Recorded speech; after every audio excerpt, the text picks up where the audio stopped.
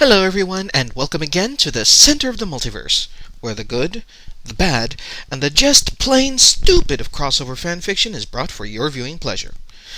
Yes, it has been a long while. Between moving, fire, and losing my original script multiple times for the story I was going to do originally, I had almost given up doing this series. But fanfiction marches ever forward, and crossovers are ever crossing over. Wow, that sounded so much better in my head. Anyway, in the course of the almost 2 years since my last update, many crossovers have appeared and flopped, or actually made themselves interesting. I will be doing another of these relatively soon, I hope. If I can find the remnants of my original script. I'll just write a new one. Anyway, moving on.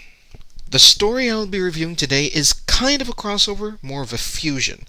A fusion is when two worlds or fandoms are literally fused into one, by taking the concept or elements of one story and actually putting them into another, thus keeping them all in relatively the same world, as opposed to a crossover where you actually have characters and settings from both worlds coming together as one, with the actual characters. In the case of the story I'll be reviewing, this is more or less necessary, since the base world of Fallout is mostly about humans, not ponies. As such, we have Fallout Equestria by Kkat, who fuses the world of Friendship is Magic with the grimdark post-apocalyptic future that is Fallout. The description reads as follows: Fallout. With ponies! Set in an alternate future, one pony must learn to survive in a blasted, poisoned land, and possibly, with the aid of friends made along the way, bring new light into the darkness of post-apocalyptic Equestria. Friendship. It never changes. No, I just added that part. Anyway. Short, sweet, to the point. It doesn't bog down with details. Instead, it brings up the question, how the hell can you have Fallout with friendship-loving, mostly pastel multicolored ponies? And more importantly, why? Well, Kkat does this in great detail, but of course, we'll be discussing this with the 5 points! Insert dramatic echo here. Yeah, I don't really know how to edit this stuff. Anyway, point 1. Setting.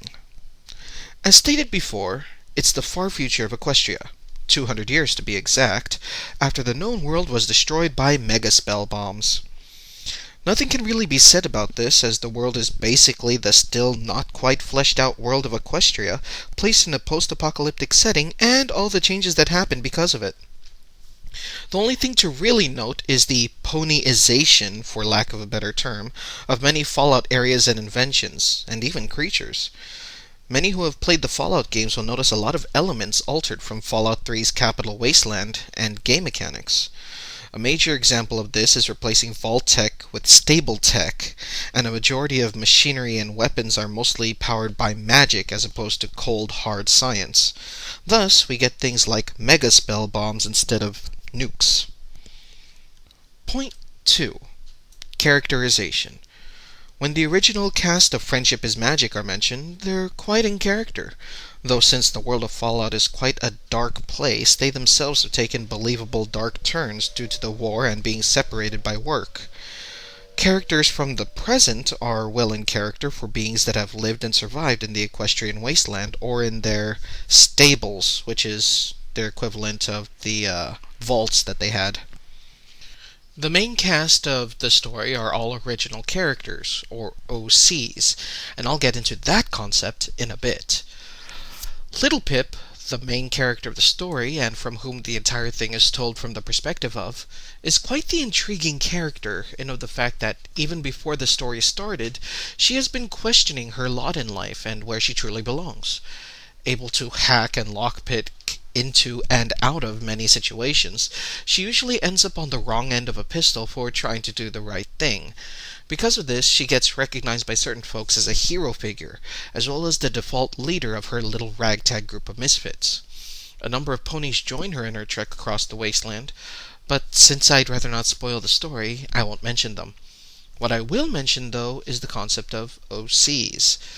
To many fanfic readers, OCs, or original characters, are usually anathema, creatures to be shunned since they are usually self-inserts or Mary Sues, sometimes even both. Mary Sues, if you don't know, being absolutely perfect characters that get along perfectly with the main casts of the stories, overpowering them in abilities and having one or more of the main cast as a love of interest.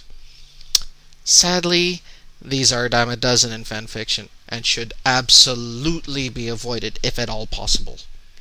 Another reason why OC should usually be avoided is the simple fact that in a crossover, or even single universe fanfiction, there are usually more than enough characters to go around in terms of fulfilling a story. Of course, in a situation like Fallout Equestria, where the original cast of Friendship is Magic is already long gone mostly, original characters are to be expected, and in this case, Kkat writes them well, with all the flaws and backstories meshing wonderfully with the world she portrays. Point 3. Continuity. As odd as it is, with the way the story is told, the two worlds mesh together quite well, with dark twists and turns as well as the possibility of brighter things to come. Also, it has returning characters and recurring mentions of the original cast from Friendship is Magic. Kkat seems to have gone through a lot of actual world building, fleshing out not just what Equestria used to be like before the apocalypse, but also what it is like in the present. Little hints, clues, and well-placed flashbacks helping to flesh everything out into a greater picture. Point 4. Glue. Considering this is a story about ponies, I probably should have relabeled this somehow, but oh well. Since this is a fusion instead of a crossover, there's no real need for glue to bind the two stories together. In with the fact that they are already happening, or in the case of Friendship is Magic, already happened. As such, no glue is really needed, and thus no ponies need perish for the sake of fusing them together. Of course, considering it's the Equestrian wasteland, likely a lot of ponies have already died for the sake of fusing these two worlds together. Man, this joke is getting dark. Moving on. Point 5. MacGuffin. There are multiple MacGuffins driving the main story along. In the beginning, it is Little Pip searching for her fellow Vault Dweller. After this is accomplished, the MacGuffin shifts as Little Pip, through meeting various others in the wasteland, tries to find her virtue or true purpose. Many encounters along the way has her asking this soul-searching question through the entire story, and as anyone who plays Fallout will know, the wasteland can be quite hard on those who try to be morally good. Shades of gray and difficult choices make it hard to tell if doing the right thing is doing the good thing. To quote my good friend Eternally Lost, aka TrowaVidel, the story is full of Chekhov's guns and MacGuffins. Many plot twists and callbacks to previous lines and chapters make it a very in-depth story. So much so that it has spawned a vast amount of side stories, since the Equestrian Wasteland is so huge.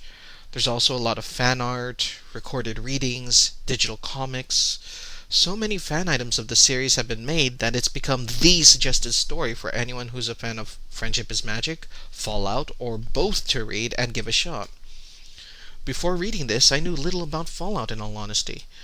After reading, it made me want to actually pick up a copy of Fallout 3 and give it a shot myself. Only then could I actually truly appreciate the depth that Kkat went through in bringing the friendship-filled world of Equestria to the darker future of Fallout. The key to a really great crossover is that if you don't know one of the series utilized, it explains the world in a way that the reader can understand without feeling bogged down by facts, as well as piques a reader's interest in wanting to actually give the other series a shot. In my highest recommendation, Kkat has done this.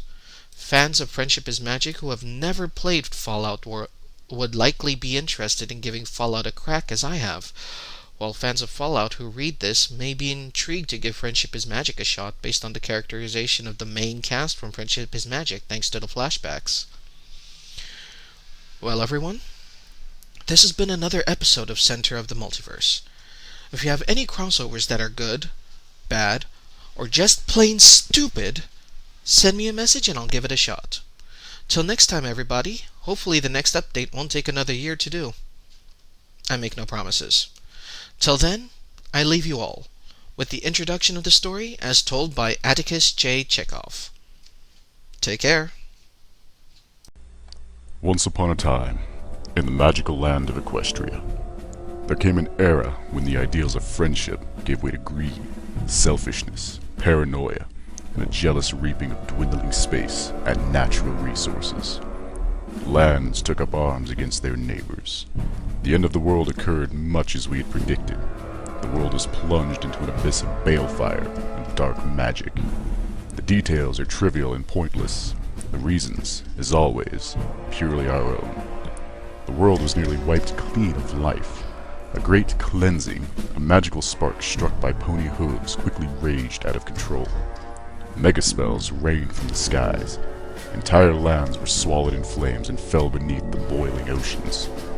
Ponykind was almost extinguished, their spirits becoming part of the ambient radiation that blanketed the lands. A quiet darkness fell across the world. But it was not, as some had predicted, the end of the world. Instead, the apocalypse was simply the prologue for another bloody chapter in pony history. In the early days, thousands were spared the horrors of the Holocaust by taking refuge in enormous underground shelters known as stables. But when they emerged, they had only the hell of the wastes to greet them. All except those in Stable 2, for on that fateful day when spellfire rained from the sky, the giant steel door of Stable 2 swung closed and never reopened.